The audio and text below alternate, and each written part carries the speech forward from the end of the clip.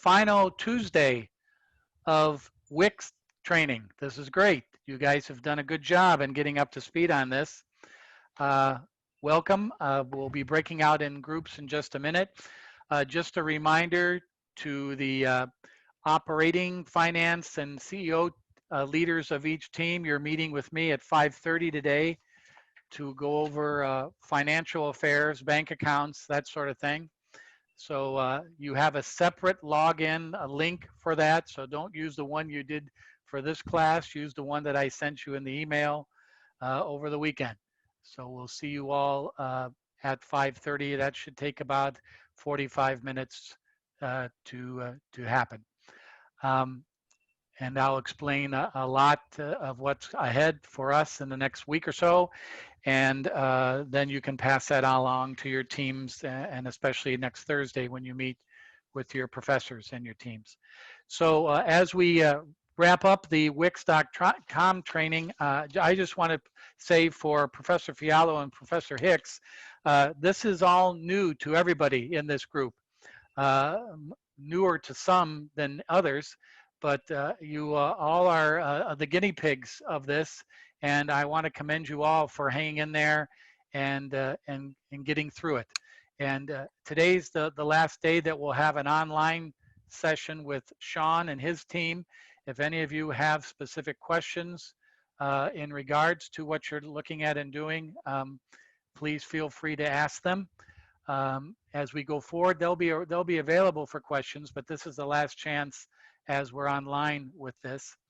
We're all leading up to our Wells Fargo presentations a week from Thursday on October 1st. Hopefully Professor Abadante will get a schedule together of the times that all our teams will be meeting, and the Zoom links and all that. We'll make sure that he gets organized on that. That's all I have to say to all of us. I'll see many of you a little bit later on. Professor Fiallo or Professor Hicks, if you have anything to say, please go ahead, and I'll talk to you all later. Thank you.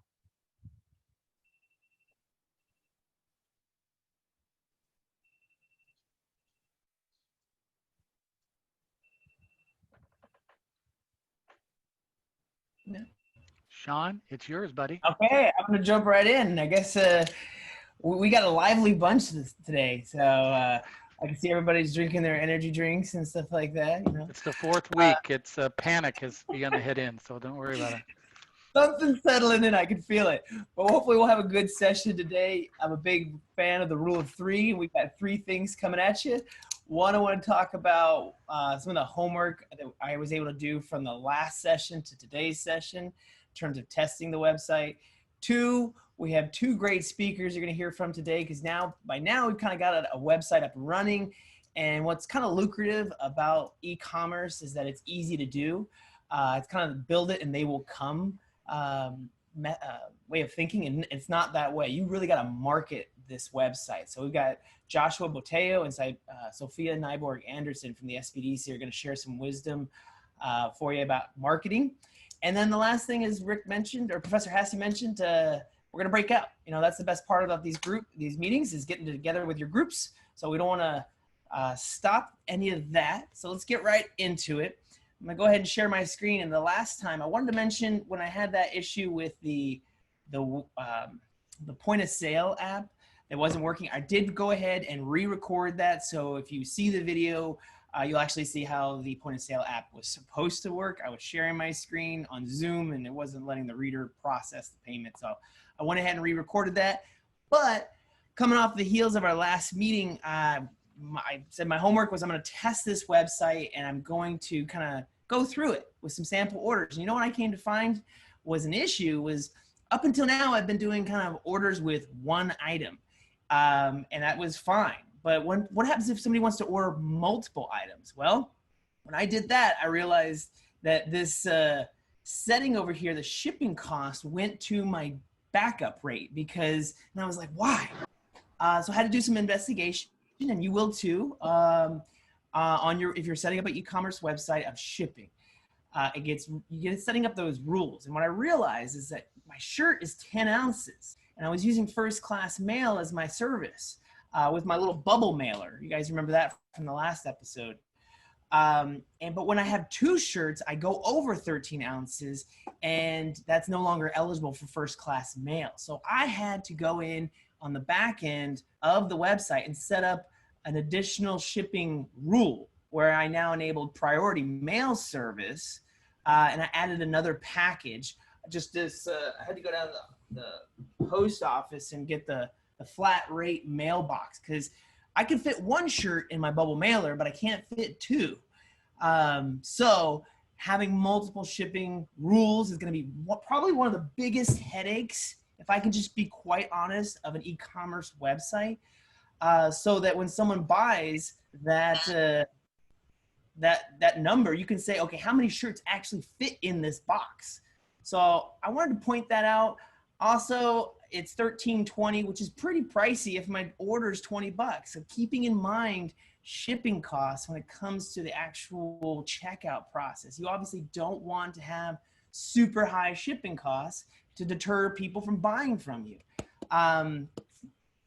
So the last thing I'd mention is I also learned that, the flat rate boxes are great, but I could probably, if I really dived in deeper, I could probably go buy my own boxes. That's another alternative, and use what's referred to as, USPS retail ground, because that will go over, if I'm going over, the 13 ounce for first class mail. So again, USPS or your shipping partner is going to be your best buddy in all of this.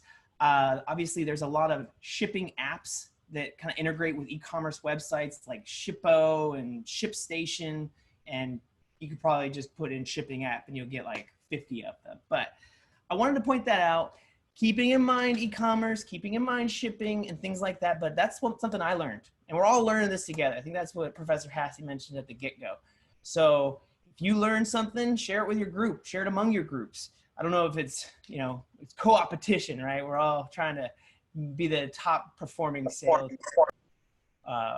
group, but it's all good. So with that, again, keeping it simple also applies to marketing. So without further ado, I want to introduce to you our first speaker from today from the SBDC. His name is Joshua Botello, and he's going to talk to us and share some wisdom about marketing. So go ahead and take it away, Josh. Alrighty. Hi, everybody. My name is Josh. I'm going to be doing a short presentation on marketing. I am a business associate at the SBDC, along with Sophia. And let me just share my screen real quick. We'll do a presentation.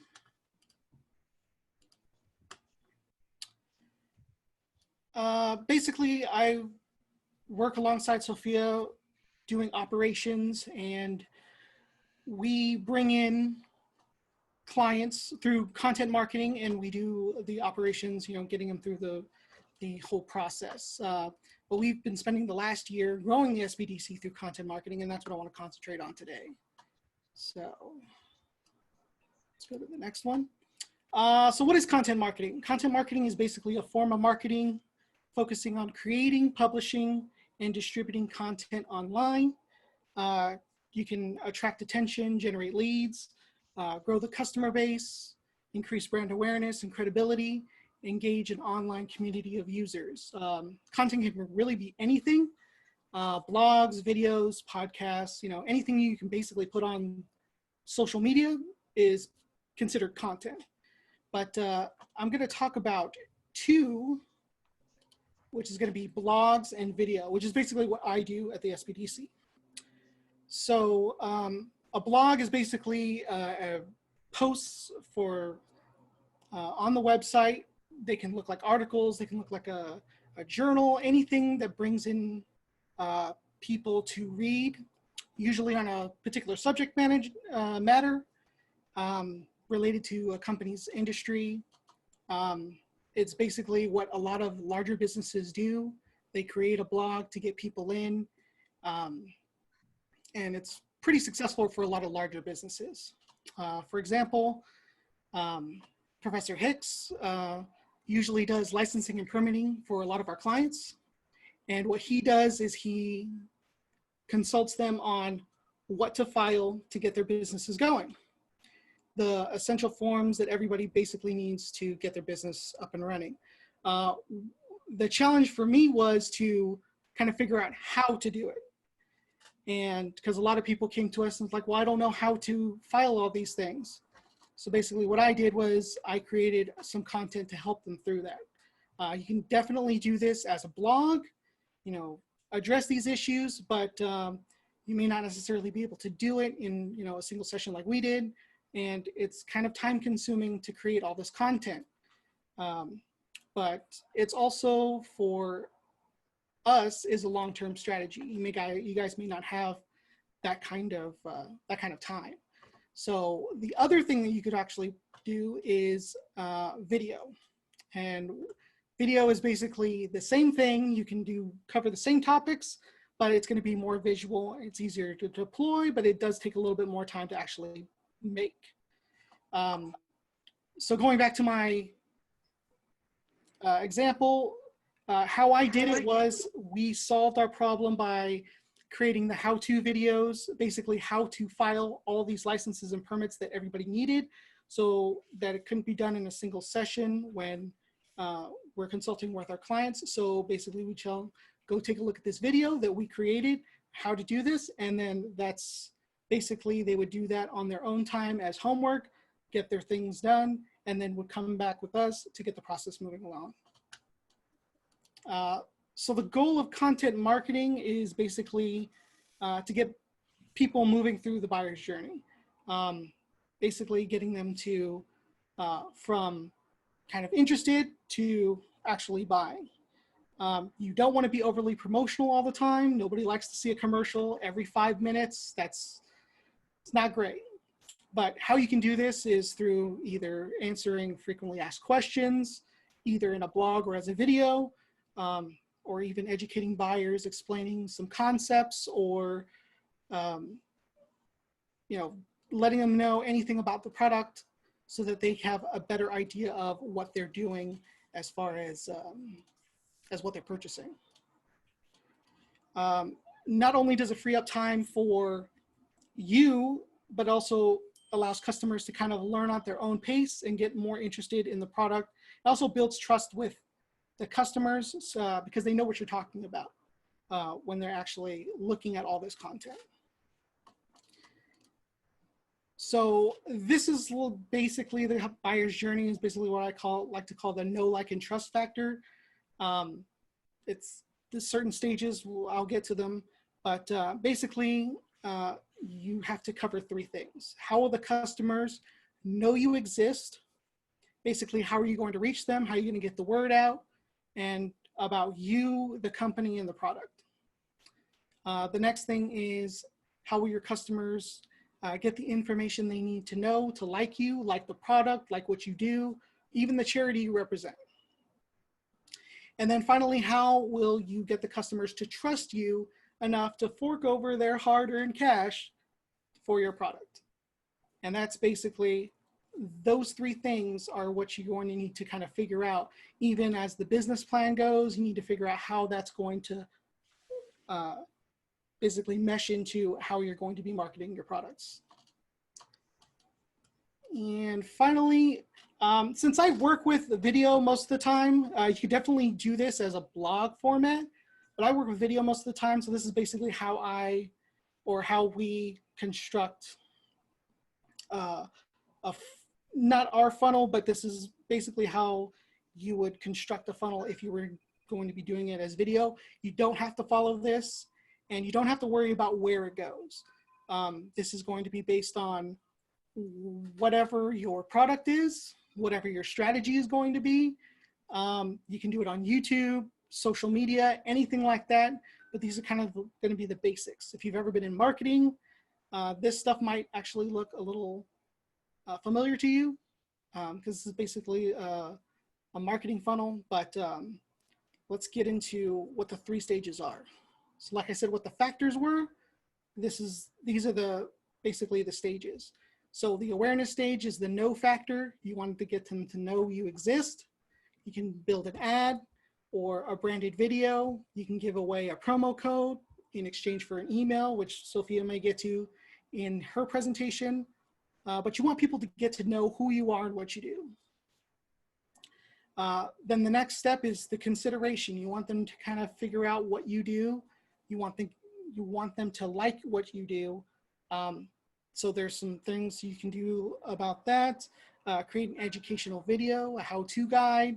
If your product is a little bit more complex, you can do step-by-step how to set it up, any type of troubleshooting, frequently asked questions, anything like that. You can create an explainer video that explains, what this product is supposed to accomplish for that person. And then basically a product video that kind of goes over the features, the benefits, basically hands-on about what the product does. And then finally, you want buyers to get to trust you. So you can create a testimonial from someone who's bought from you before, or people like to do what they call user-generated reviews. People will actually post online things that they like about your company, unsolicited. And you can actually co-opt those things and use them to share on your platforms to make sure that people actually see what good work you do. So like I said, any of this stuff can be used in basically any fashion and be put really anywhere, either on your website, social media, anything like that. But that's pretty much it. I guess I'll just turn it over to Sean, and then we can hear from Sophia. No, thank you, Josh. And I know you do this for us at the SBDC, and I think a lot of people, they're a little bit, I call it the fear of blogging. I've got it. Putting yourself out there as an entrepreneur, as a business owner, most people know their craft, they know their trade. Now you need to find a way to put yourself out there. The only time you're learning, in my opinion, to some extent, is when you're uncomfortable. You can't be resting on your laurels. You got to put yourself out there, and blogging, video is a way to do it. And it doesn't have to be perfect. So thank you very much, Josh. I think that was really good. Candid tips, know, like, trust, walking them through that funnel, as well as even using your content to help answer questions that may be on the minds of your customer for your particular product. Great. All right. And now, maybe from your blog, you've got some emails, or maybe your friends and family, you're curating that list to start hitting the low-hanging fruit, but you got to have some content. So next up, we're going to hear from Sophia Nyborg Anderson. Sophia, take it away. All right. So let me go ahead and share my screen. I'll be presenting just in regular mode so you guys can see the speaker notes. So I'll be talking about email marketing, and I'm going to be using Wix, the website, and MailChimp as resources for your business. So why email marketing? Email marketing is easy to connect, engage, and reach your audience. With social media, it's super great, but with algorithms, your audience may not see you. So, but with emails, you're able to connect immediately and know that your emails are in their inbox. And it's easy to track, it's easy to measure. You see when people are opening their emails, you see what they're clicking on, what they're interested in, and that can help you to adapt for your next email market to get more buyers of your product. And with email marketing, there's a lot of different tiered options. Some are free, which is MailChimp that I'll be explaining today. And there's also affordable tiers based on what features you like, how many contacts you have, what kind of tracking or integration, but that all depends on what you're looking for. So now I'll be talking about utilizing Wix and their email integration. So with Wix, you can create your campaign, whether it's to promote a specific product, or if you want to promote a sale or like a buy one, get one, things like that. And you can also add a subscription form. So whenever they visit your website, a little box like this will pop up and say, oh, get your name on our list, get your newest updates. I know a lot of websites that I visited, as soon as I click on the website, there's a box that says, enter in your email for 15% off. And I'm like, sure, okay, you got me. So it's just a way to promote, getting their email to stay in contact with people who are viewing your website. And automation. Automation is great so that in this specific example, abandoned carts. So there's going to be people that are like, oh, I like your product. Let me put 3 of these in my cart. And then they get distracted with something, or somebody texts them, they get distracted and they forget about it. This way, you send them an email, and I posted a guide, and it shows you like, oh, you left something. Would you like to complete it? Resume order. And this is a way to kind of pull them back in and get them to buy your product. And here it gives you step-by-step instructions on how to set that up for your Wix website. Okay, and then, oops, sorry. You can also send thank you emails, thank them for buying your product, let them know about what all those funds are going toward, what charities you're working with. And that's a great way to promote the product. Maybe they'll want to buy more knowing what it's going toward. And I also put a link to connecting Wix with contacts with MailChimp, which I'll discuss soon. So MailChimp is a free email marketing website that you can use. And it gives you, on the free plan, it gives you templates, guides. You have up to 2,000 contacts. You can integrate it with Wix, like I showed you here. And it'll take those emails and automatically apply to the email market campaign that you're doing on MailChimp here. You can also just download a file of the emails and upload it to MailChimp so that you can reach your audience, if whatever you prefer. And one thing to mention with MailChimp is that with the free plan, there is only a 1 seat with owner permissions. So a good idea, if you'd like, would be to have somebody in your team work solely on your email marketing campaign, since it's only 1 permission, 1 seat for that free plan. Okay, and then here are some design, they have design guides. So they can go over, your content, how to be concise, give you things to think about when creating. They talk about their templates.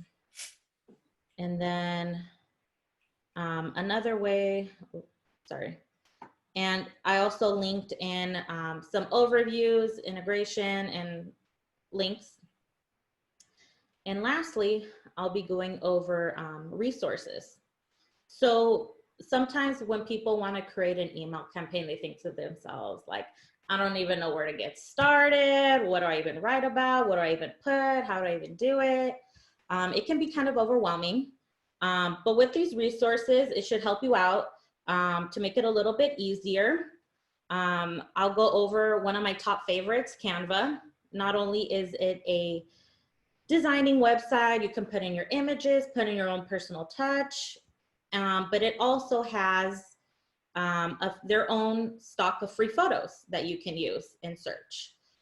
They have both when you look up for them using the creator, but you can search for only the free photos that they offer. Next is mailchart.com. So what mailchart.com is, it's a free website. You just need to sign up with your email. And they give you all the email marketing that other companies are doing. And you can even search and find companies that you'd like to search. So it can be other companies who are selling kind of the same product as you and see what they're kind of doing. And you can get inspiration from the type of emails that they're sending out. And then next is using free photo sites. So I linked a couple here, Pexels and Pixabay. I already mentioned the Canva free photos.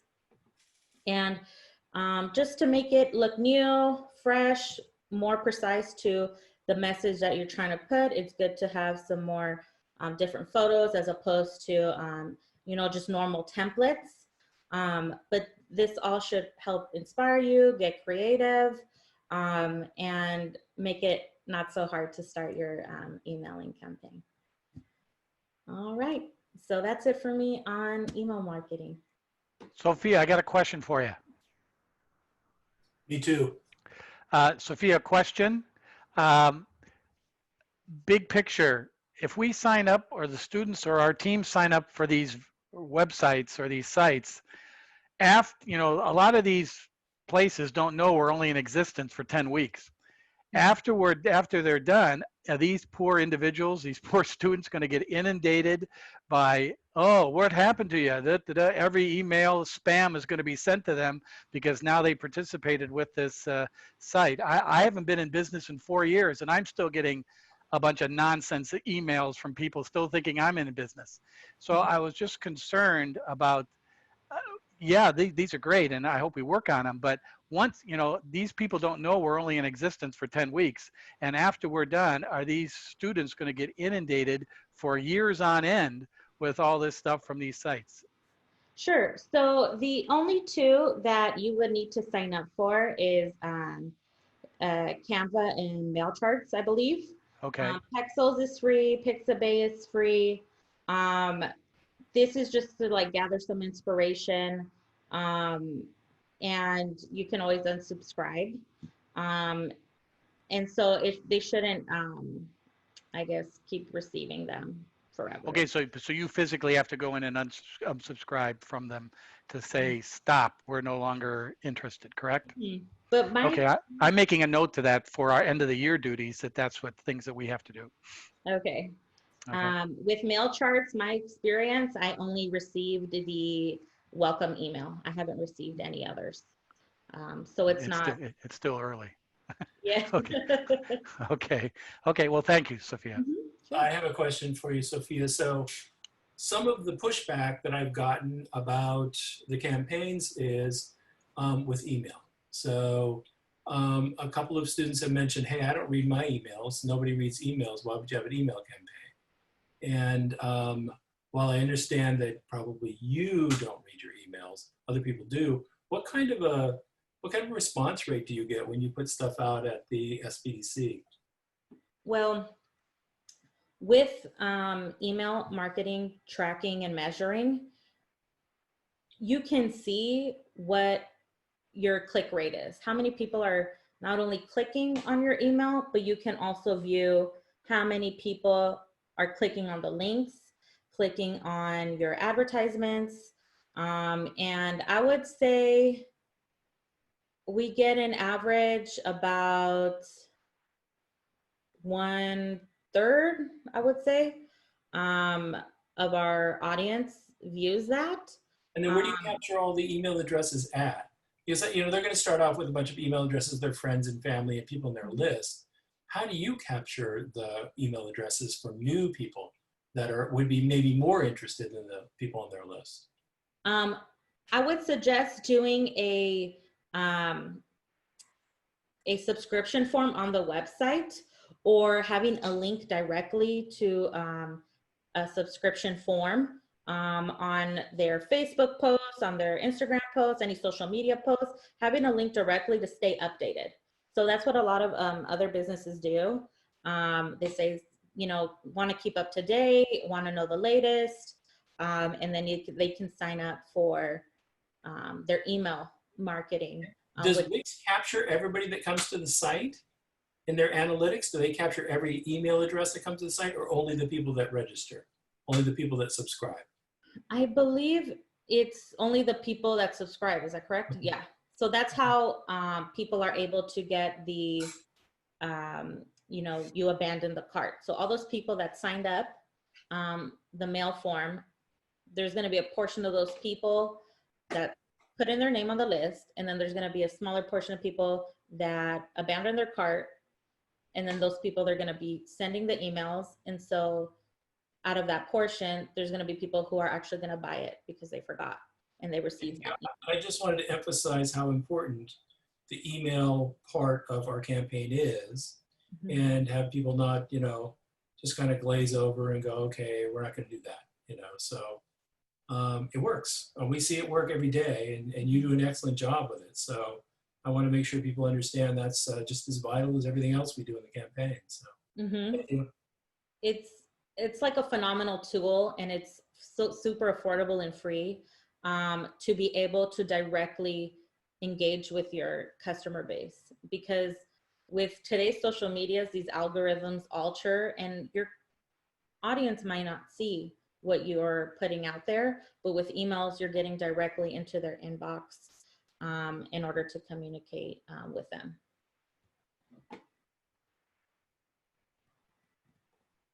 All right. Any Oh, other- well, thank you so much, Sophia. And I would just add to that. Yeah, I'm that customer that gets distracted, squirrel, and then I get the email. It's like, oh yeah, you wanted to buy this, so then you can capture me back that way. But to take it even a step further, email marketing is usually the first step and the basis, because you want to build a community around your product. You're not just delivering a product or a service, you're building a community. So a lot of times people often think, oh, I need to have thousands of subscribers, and that's well and good, but I would rather have 500 engaged and target audience members than 50,000 that do nothing. They don't even look at my emails or engage. So keep that in mind as well. And then to take it a step further, when you actually do start doing digital ads, like on Facebook, you can create lookalike audiences whereby you essentially upload a list to Facebook of all of your customers over time. Everybody, not all of them are going to be on Facebook, but let's say a good chunk of them are. Facebook will then identify those people. And as we all know, Facebook has about 180 or more different data points on any one user. They use that information to then create a lookalike audience of your ideal customer, to then run ads in front of the people you don't know. So it's all about getting to that tertiary market. I know Joe or Jane, and Jane knows Susie or Bob, and I want to get to Bob. How do I get to Bob? I got to go through the person I know. And that goes back to what Josh was talking about: know, like, trust, building this community. Focus on that. So that's how the Russians do the Facebook. That's good to know. yeah, that's what we do with it's really creepy how detailed you can get. I can target people of That's a a joke, certain though. age child on Facebook. Like if I'm selling baby clothes. So I can, and everybody goes, I just got married on Facebook. So it's like, boom, immediately. Now I know, like, that there's certain life events that I can target. So marketing is a whole wild, wild west out there. There's a lot of regulations coming down. So even when we do small business workshops on small business loans, or, there's a lot of intricacies and stuff like that. But we're at 4:08, so I don't want to keep us too long on the breakout rooms. If there's nothing else, we'll go into our breakout rooms. Hope you had some good time with your teammates, making some good progress, scheduling some outside time to continue to work on this. I'm going to put in the chat real quick my name and email, but more importantly, sometimes it's hard contacting tech companies these days, because if you have a question, obviously they do a lot of like AI bots that you can ask questions to, and it serves up a blog content article like Josh was talking about. But Wix, with the program that we have the coupon for, you guys are VIP support. So you actually request a callback. You can't call them, but you go onto this link that I just sent you. I would bookmark that if you're having trouble building out your Wix website, or just trying to figure out the best way. I called them to even look at doing partial fulfillment for an order that I received. Let's say I got a small and a large in the order, but ideally you don't sell something on your website that you don't have the inventory to fulfill. But let's say it happened. I called them and kind of got a chance to talk to them about ways to work around and that support, because any website you use, you want to be able to have that support. WordPress is great. It's very functional. You can do anything with it, but you're kind of on your own unless you know WordPress and in the community. So Wix, and this is a good article. I would bookmark it. You can request a callback to discuss any issues you may have. I've got my name and email there. Email is the best for me if you have questions, or if there's anything I can help with, because I'm usually meeting with clients throughout the day. I get to my emails at night, and I'll be happy to help anyway, because I know today is the last session of our Wix training. I hope you all enjoyed it. I know I did. I learned a lot, and that's what it's all about. It's just continuously learning, especially with marketing, like we talked about today. It's about learning. Nothing, no. Sean, can I ask you a question? The group that we have here are mainly juniors. There's a couple of sophomores, there's some seniors, but mainly juniors. And a lot of them probably don't know much about the Small Business Center here at Laverne. And I think one of the things that I'm encouraging our students in this group through the training that we've had the last few weeks, but also going forward, is to stop in and see you guys at your office, see what you guys do, see what type of, if there's any internships or any work or any networking that can be done through your office. I think in many cases, you're probably not going to agree with this statement, but I'll say it anyways, is the small business group here at the university is kind of a well-kept secret with a lot of our students. And I think we need to, this group now going through this process the last few weeks, now knows what you are, who you are, knows your staff. Professor Hicks works there, yes, I know. And I know that this is a place where a lot of us who are thinking about being entrepreneurs or getting into a career working for companies that are run by entrepreneurs, that this small business is a great place to get to know and the network. And I think I'm encouraging our students to come by and see you guys even after this is all done in December, but next semester, see what you guys do. Are there any places that you can use some support by our students to get to know your network? I think that'll be a good thing. So I just wanted to throw that out to our students here, is take advantage of this. This is a good place to get to know how to be a businesswoman, a businessman, and how to begin those small steps to do that. Thanks. No, thank you for sharing that. And yeah, everybody's got that entrepreneurial itch. Right now you're going through school, you're learning how to avoid mistakes later on down the road, so you're more apt for success. But I mean, our SBDC program is a program that's funded by the Small Business Administration and the Governor's Office of Business and Economic Development to hire a team basically to help people who want to be entrepreneurs be more successful, or for those that are already entrepreneurs and have established businesses, to grow, or in today's case, a lot of ways survive and thrive, all that good stuff. So, and it's a free resource too. So that's to the overall community. So we're working with businesses and we're paying it forward. We know a lot, but we don't know everything. And so we learn from our clients learn from us, and we pay it forward to the next client. And that's kind of the way it works. And Mark is one of our consultants, but he's also faculty at the university. So it's this good bridge between the two. But we do workshops and webinars as well. You're more than welcome to join. It's open to the public in general. And this has been an honor for me to join your group, quite honestly, so I can see other ways that we can add value to everyone here. Maybe not through the integrated business practicum, but later on, and different content that we can bring to the university. We had Facebook, Yelp, and Google come down, and we know those folks, and they want to train small business owners, so they use their platform. Same thing with Wix. So we have these kind of connections in the community, and we want to find ways to leverage that and bring it to our students at the university. So quite honestly, from the bottom of my heart, thank you for letting us be a part of your coursework this semester. It's an honor. So thank you. And I guess I'll turn it over to Mark or Professor Fiallo or Professor Hicks to close us out with some words of wisdom. Well, I'm excited. This is our last get together, our last training. I hope all of you are up to speed on your website. And now starts a period of selling.